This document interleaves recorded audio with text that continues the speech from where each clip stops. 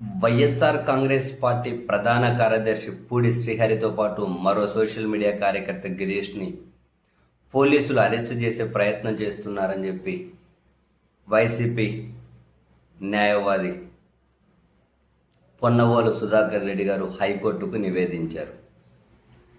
వాస్తవానికి ఒక సోషల్ మీడియాలో ఏదో పోస్టు చేశారు అనే కేసులో ఇంతకుముందు వీళ్ళిద్దరిని అరెస్ట్ చేసి కుప్పం మెజిస్ట్రేట్ ముందు హాజరుపరిచినప్పుడు అక్కడి వాళ్ళు రిమాండ్ తిరస్కరించుకుంటూ వాళ్ళకు బెయిల్ ఇచ్చి పంపించారు. తర్వాత పోలీసులు హైకోర్టులో లంచ్ మోషన్ వేయడం, కుప్పం కోర్టు ఇచ్చినటువంటి తీర్పుని ఛాలెంజ్ చేయడం, హైకోర్టు ఏమో కుప్పం తీర్పును పక్కన పెట్టడం, అంటే రిమాండ్ తిరస్కరణను రద్దు చేయలేదు, జస్ట్ హోల్డ్లో ఉంచారు.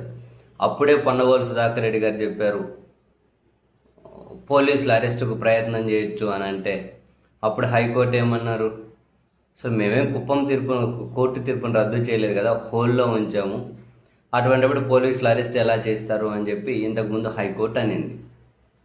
అయితే తాజాగా పొన్నవోలు సుధాకర్ రెడ్డి గారు వాళ్ళిద్దరి అరెస్ట్కి పోలీసులు ప్రయత్నాలు చేశారు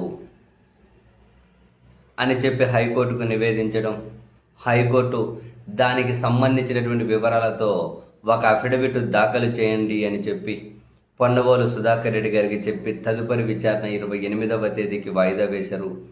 ఈ క్రమంలో పొన్నవోలు రెడ్డి గారు